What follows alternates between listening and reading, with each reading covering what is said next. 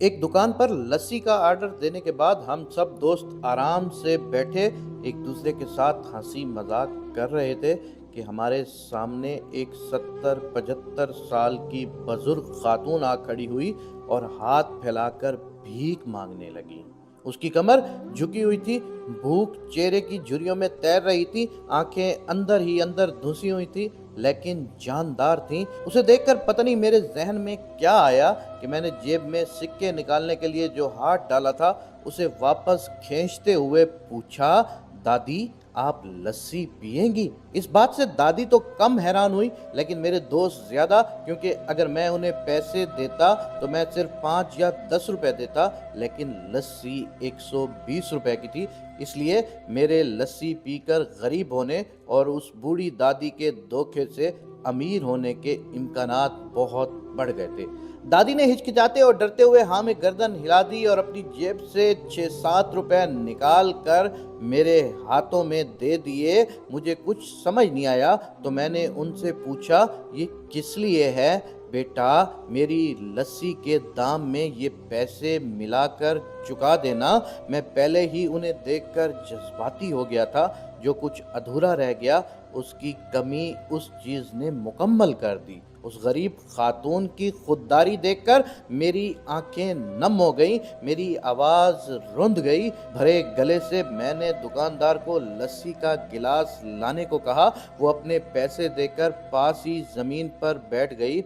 अब मुझे अपनी बेबसी का एहसास हुआ, क्योंकि वहाँ मौजूद दुकानदार मेरे दोस्त और बहुत से दूसरे गाहकों की वजह से मैं उन्हें कुर्सी पर बैठने के लिए नहीं कह सकता था। मुझे डर था कि कहीं कोई टोक न दे, ऐसा ना हो कि किसी गरीब भिखारन औरत को अपने पास बिठाने पर लोगों को या दुकानदार को एतराज हो। लेकिन जिस कुर्सी पर मैं बैठा था वो मुझे काट रही थी। जैसे ही गलड़ों में भरी हुई लस्सी हम सब दोस्तों और बूढ़ी दादी अम्मा के हाथ में आई, मैं अपनी कुर्सी से उठा, नीचे आया और बूढ़ी दादी के पास जमीन पर बैठ गया। और ये मेरा अटल फैसला था, क्योंकि मैं ऐसा करने के लिए आज़ाद था। इस पर कोई एतराज़ नहीं कर सकता था। हाँ, आस पास बैठे कुछ लोग और मेरे दोस्त एक लम्हे के लिए मुझे घूरते रहे और अजीब नज़रों से मुझे देखते रहे, लेकिन इससे पहले कि वो कुछ कहते, दुकान के मालिक ने आगे बढ़कर दादी को उठाकर कुर्सी पर बिठाया और हाथ जोड़कर मेरी तरफ मुस्कुराते हुए कहा, बैठे जनाब, मेरी दुकान पर बहुत से ग्राहक आते हैं लेकिन इंसान कभी कभार ही आते हैं। दुकानदार के कहने पर मैं और बूढ़ी दादी दोनों कुर्सी पर बैठ गए। अगरचा दादी थोड़ी घबराई हुई थी लेकिन मेरे जहन में बेपनाह इत्मीनान था।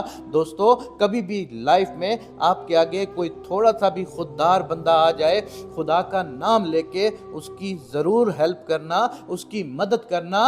हो सकता है वो अपनी खुददारी की वजह से कितना कुछ खो चुका हो, लेकिन अल्लाह तो उसका इम्तहान ले रहा है और वो अपने इम्तहान में कामयाब भी हो रहा है। लेकिन आपकी थोड़ी सी मदद से आप भी अल्लाह के आगे सुरखरू हो सकते हैं। खुदावंद करीम आपको, मुझे, सब लोगों को अपनी हिफ्ज़ व अमान में रखें। आमीन या रब्बुल आलमीन।